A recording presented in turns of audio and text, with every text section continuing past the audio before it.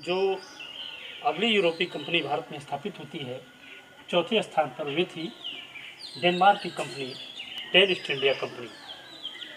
ये कंपनी 1616 में भारत आई।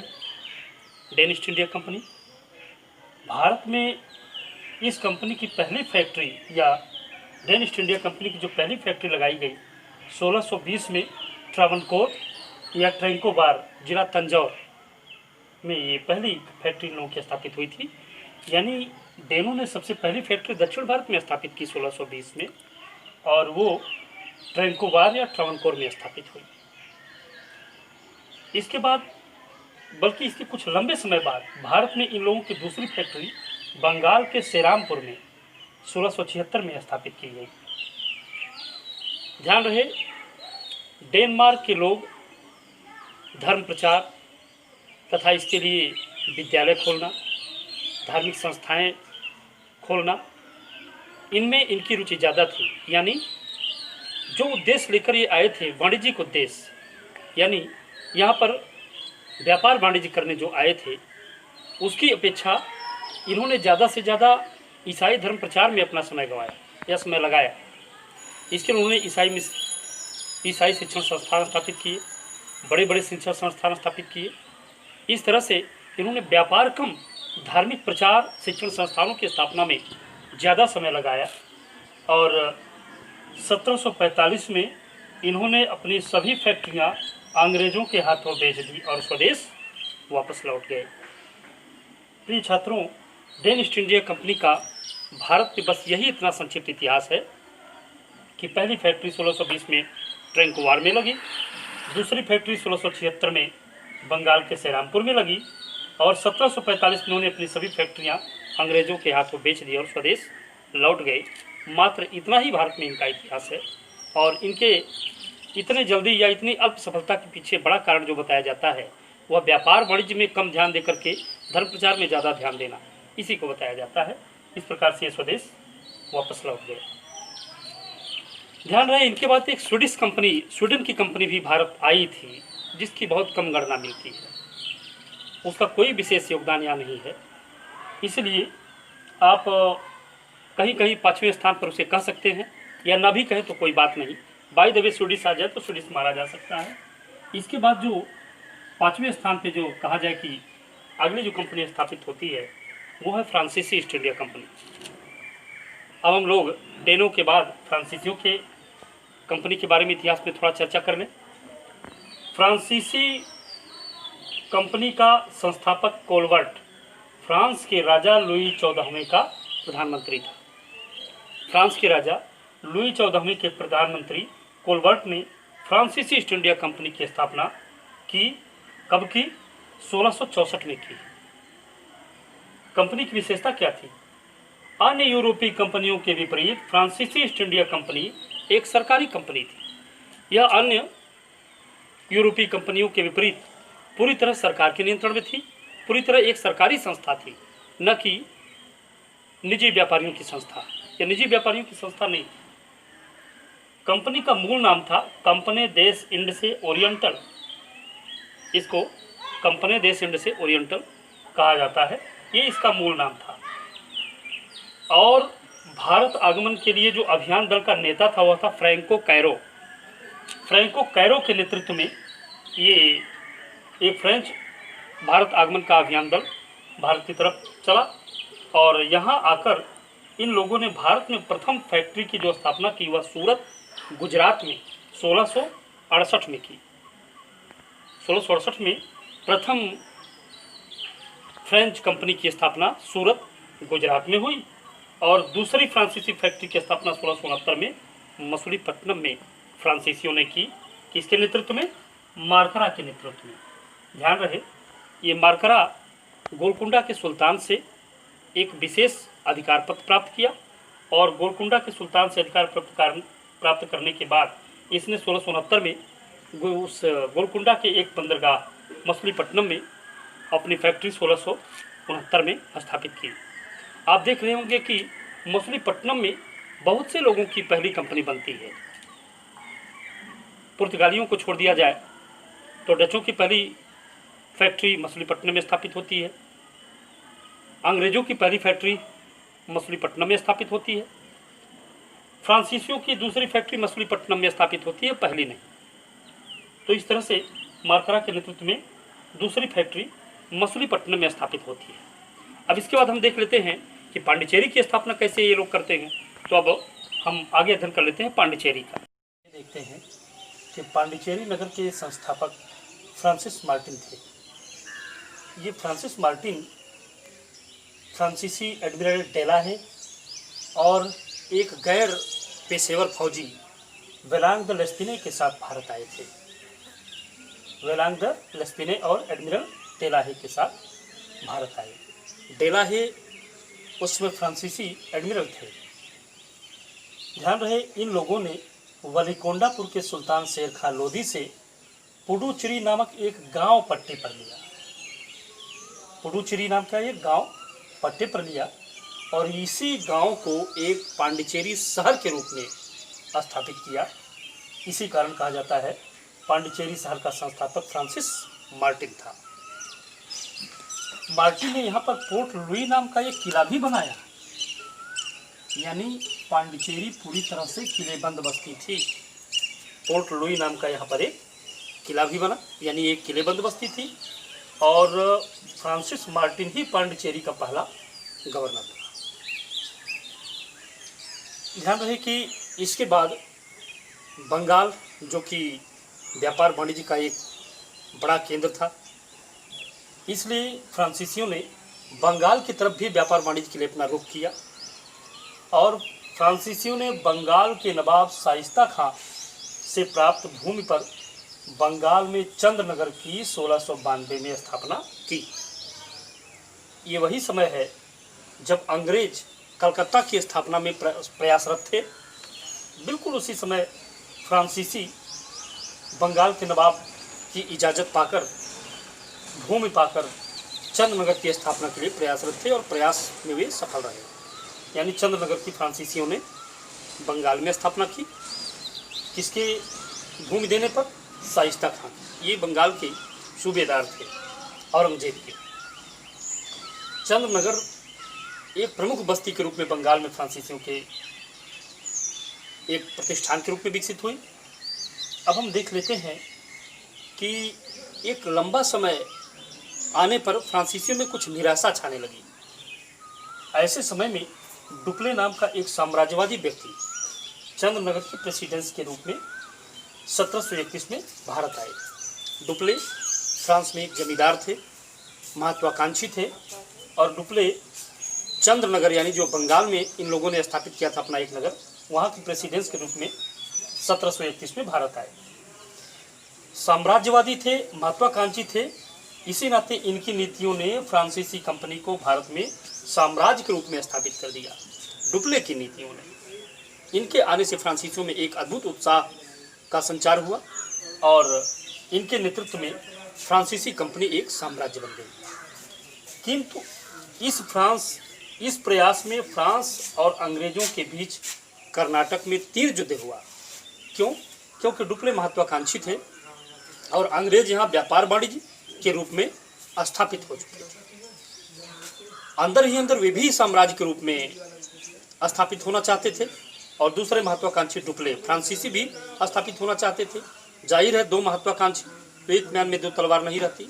इसीलिए अंग्रेज भी साम्राज्य के लिए प्रयासरत, फ्रांसीसी भी साम्राज्य के स्थापित करने के लिए प्रयासरत। इसी नाते अंग्रेजों और फ्रांसीसियों का डुप्ले के आने के बाद मनमुटाव होने लगा और इनके कर्नाटक में 3 युद्ध हुए अपने साम्राज्य की स्थापना के लिए। तो थोड़ा हम कर्नाटक को देख लेते हैं। कर्नाटक यह एक, कह सकते हैं कि दक्षिण भारत में हैदराबाद के निजाम के अधीन था। कर्नाटक दक्षिण के हैदराबाद के निजाम के अधीन एक राज्य था जो ऑटोनोमस हो चुका था। मैं इस वीडियो के पहले जब पढ़ाया होऊंगा नवीन स्वायत्त राज्यों का उदय, तो उसमें मैं बता चुका हूँ कि कर्नाटक राज्य की स्थापना एक स्वायत्त राज्य के रूप में सादतुल्ला खां ने किया था। लेकिन जिस समय फ्रांसीसी और अंग्रेज आपस में साम्राज्य की स्थापना के लिए प्रयासरत थे, उस समय कर्नाटक के नवाब होते थे अनवरुद्दीन। कर्नाटक के सेनापति होते थे महफूज खां और कर्नाटक की राजधानी होती थी आरकाट। ध्यान रहे, इस कर्नाटक को अंग्रेजों और फ्रांसीसियों ने अपने युद्ध मैदान के रूप में उपयोग में लाए। इसी कारण जब इनमें 3 कर्नाटक युद्ध हुए तो हम बारी बारी से तीनों कर्नाटक युद्ध को देख लेते हैं। प्रथम कर्नाटक युद्ध 1746 से 48 के बीच अंग्रेजों और फ्रांसीसियों में लड़ा गया। इसका तात्कालिक कारण 2 चीज़ें तथ्य के रूप में सामने आती हैं कि आखिर प्रथम कर्नाटक युद्ध का कारण क्या था। प्रथम कर्नाटक युद्ध का कारण कोई भारतीय मुद्दा नहीं था, बल्कि विदेशी मुद्दा था। यूरोप के एक देश ऑस्ट्रिया में 2 राजकुमारों में, दोनों सगे भाइयों में राजा बनने के लिए उत्तराधिकार का युद्ध हो गया और इस युद्ध में इंग्लैंड और फ्रांस आमने सामने थे। तो इसी ऑस्ट्रिया के उत्तराधिकार युद्ध में जब दोनों देश इंग्लैंड और फ्रांस आमने सामने हुए तो भारत में भी फ्रांसीसी और अंग्रेजी कंपनियों में मनमुटाव शुरू हो गया। वे एक दूसरे से युद्ध करने की ताक में लग गए और ऐसी स्थिति में इसका कारण बना जो ऑस्ट्रिया का उत्तराधिकार युद्ध, इसका तात्कालिक कारण बन गया अंग्रेज सेनाधिकारी वार्नेट ने फ्रांसीसी जहाज़ों पर कब्जा कर लिया। क्योंकि वहाँ युद्ध चल रहा था तो दोनों एक दूसरे से लड़ाई की ताक में थे और ये अवसर अंग्रेजों फ्रांसीसियों को मिल गया। अंग्रेज सेनापति वार्नेट ने जब फ्रांसीसी जहाज़ों पर कब्जा कर लिया तो इस दौरान दोनों कंपनियों में युद्ध की नौबत आ गई। तो युद्ध के दौरान घटना क्या होती है? सैन थोमे का युद्ध। ये सैन थोमे का युद्ध इसलिए लड़ा गया क्योंकि नवाब अनवरुद्दीन जो कर्नाटक के नवाब थे, उन्होंने दोनों कंपनियों को अपने राज्य में लड़ाई के लिए रोका। इसमें अंग्रेज चालाक थे, वे तो मान गए, लेकिन क्योंकि डुप्ले की जहाज़ें कब्जे में ले ली गई थी इसलिए डुप्ले इस आदेश को मान नहीं पाए। और जब कर्नाटक के नवाब अनवरुद्दीन ने अपने सेनापति महफूज खां को फ्रांसीसियों को युद्ध रोकने के लिए भेजा तो लड़ाई हो गई। फ्रांसीसियों और अंग्रेजों से लड़ाई तो बाद में हुई, पहले फ्रांसीसियों और कर्नाटक के नवाब से लड़ाई हुई और नवाब के सेनापति महफूज खां को फ्रांसीसी कैप्टन पैराडाइज ने बुरी तरह से परास्त कर दिया। यानी सैन थोमे के युद्ध में फ्रांसीसियों ने कैप्टन पैराडाइज के नेतृत्व में नवाब के सेनापति महफूज खां को बुरी तरह से परास्त कर दिया। और जो अंग्रेजों से लड़ाई हुई उसमें फ्रांसीसियों का पलड़ा भारी रहा। तो इस तरह देखते हैं कि प्रथम कर्नाटक युद्ध में फ्रांसीसी अंग्रेजों पर भारी थे। फ्रांसीसी कर्नाटक के नवाब को भी परास्त कर ले गए। युद्ध रुका कैसे? 1748 में ऑस्ट्रिया में एक्स ला शापेल की संधि के द्वारा उत्तराधिकार का युद्ध समाप्त हो गया। एक्स ला शापेल की संधि के द्वारा इंग्लैंड और फ्रांस ने यूरोप में उत्तराधिकार का युद्ध समाप्त कर दिया। ये समझौता हो गया, एक्स ला शापेल का समझौता, और दोनों राष्ट्रों ने युद्ध समाप्त कर दिया। तो भारत में भी फ्रांसीसियों और अंग्रेजों में युद्ध समाप्त हो गया। दोनों ने तय किया कि भारतीय राजाओं के आंतरिक मामलों में हस्तक्षेप नहीं किया जाएगा। ये है प्रथम कर्नाटक युद्ध और उसका कारण ऑस्ट्रिया का उत्तराधिकार युद्ध, तात्कालिक कारण अंग्रेज कैप्टन वार्नेट द्वारा फ्रांसीसी जहाज़ों पर कब्जा, और उसके बाद जो घटना होती है वो सैन थोमे की युद्ध, जिसमें कैप्टन पैराडाइज जो फ्रांसीसी सेना की तरफ से सेनापति थे, उन्होंने नवाब के सेनापति को महफूज खां को बुरी तरह से परास्त कर दिया। और लास्ट में जैसे ही यूरोप में एक्स ला शापेल की संधि के द्वारा इंग्लैंड फ्रांस युद्ध से को समाप्त करते हैं, भारत में भी युद्ध समाप्त। अब हम देखते हैं प्रथम कर्नाटक युद्ध के बाद जो दूसरा कर्नाटक युद्ध होता है वो क्यों हुआ और उस दौरान क्या घटनाएं हुई। देखते हैं द्वितीय कर्नाटक युद्ध जो 1749 से 1754 के बीच लड़ा जाता है, आखिर ये क्यों हुआ। ध्यान रहे, द्वितीय कर्नाटक युद्ध का कारण भारतीय मामला था। प्रथम कर्नाटक युद्ध का कारण भारतीय मुद्दा नहीं था बल्कि विदेशी मुद्दा था, लेकिन द्वितीय कर्नाटक युद्ध का कारण भारतीय मुद्दा था। और वो ये था कि हैदराबाद के निजामुल मुल्क की मृत्यु हो गई और उनके दोनों पुत्र मुजफ्फर जंग और नासिर जंग दोनों में उत्तराधिकार का युद्ध हो गया। इसी समय कर्नाटक के नवाब अनवरुद्दीन के सामने भी उनके बहनोई चांदा साहब ने नवाबी का दावा पेश किया। तो कर्नाटक में सत्ता प्राप्त और हैदराबाद के निजाम के यहाँ सत्ता प्राप्ति का जो संघर्ष हुआ, इसमें फ्रांसीसी और अंग्रेज दोनों फिर आमने सामने हो गए। द्वितीय कर्नाटक युद्ध का पूरा मामला जो था वह भारतीय मामला था। इसका कारण अब देखते हैं कि जो कर्नाटक के नवाब के यहाँ चांदा साहब द्वारा अनवरुद्दीन के सामने जो चैलेंज किया गया, और इधर हैदराबाद के निजाम के यहाँ नासिर जंग और मुजफ्फर जंग नामक दोनों भाइयों में सत्ता के लिए संघर्ष हुआ। इसमें फ्रांसीसी एक तरफ और अंग्रेज एक तरफ हुए।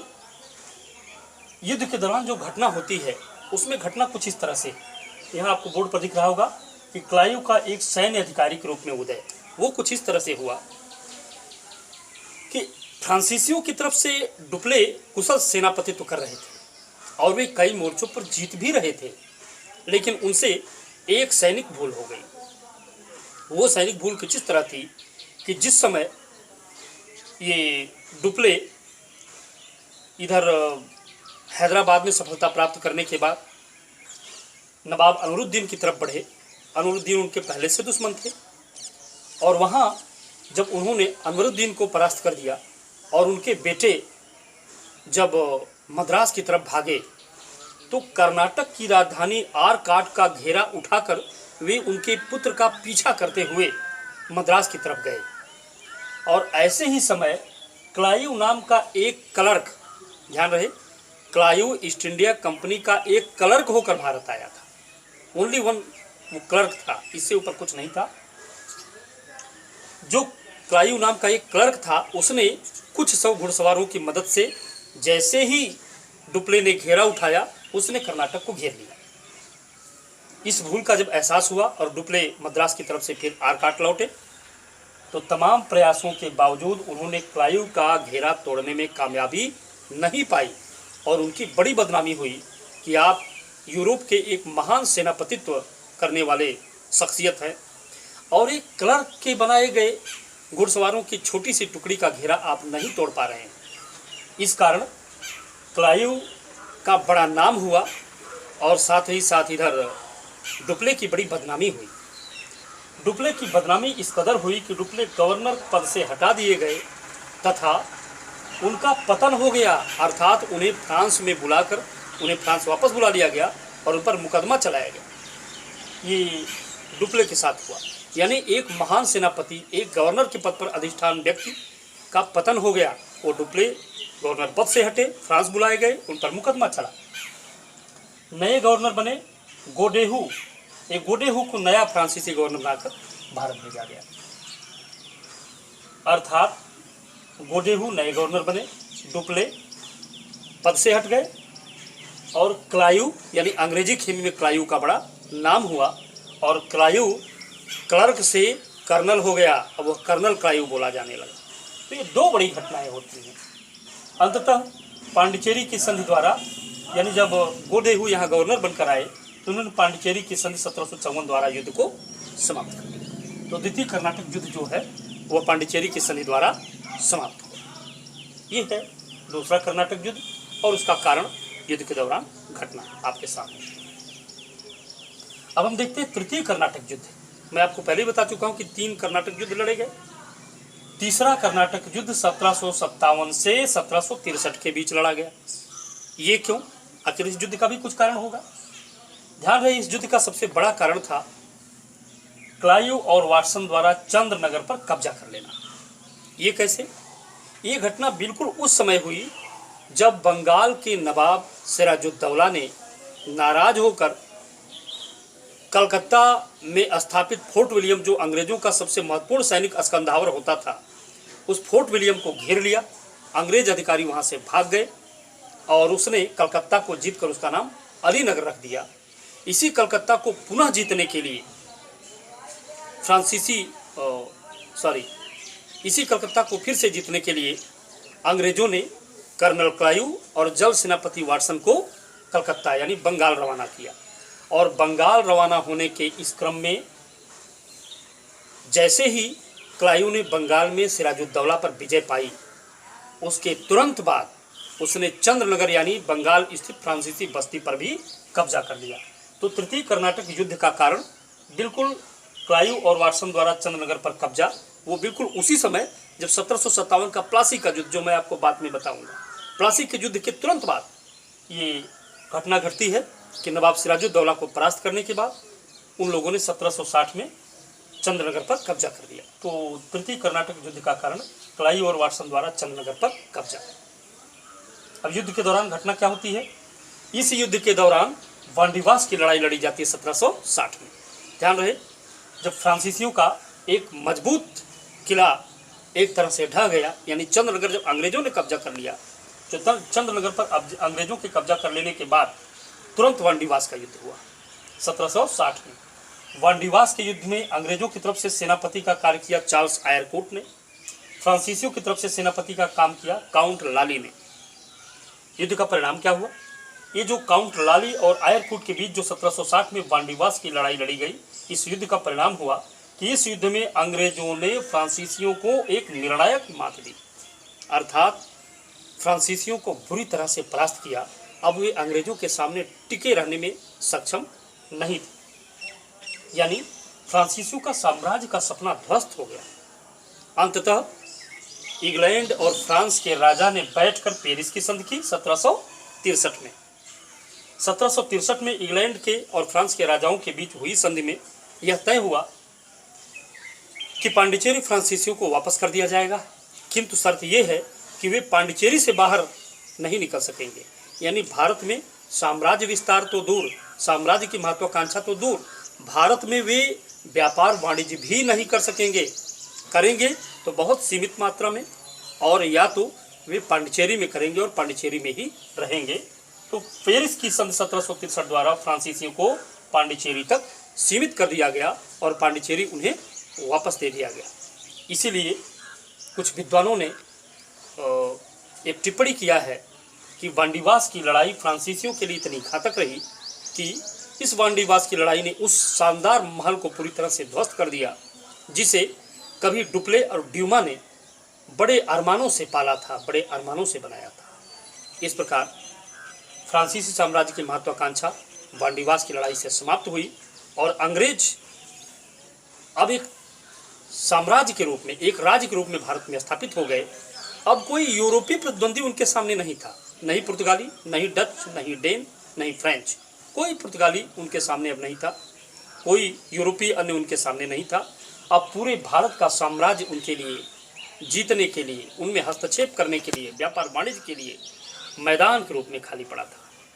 और इस क्रम में अब हम देखते हैं कि किस तरह से वे भारत में स्थापित हुए और किस तरह उन्होंने बंगाल को अपना केंद्र बनाकर पूरे भारत पर अधिकार किया।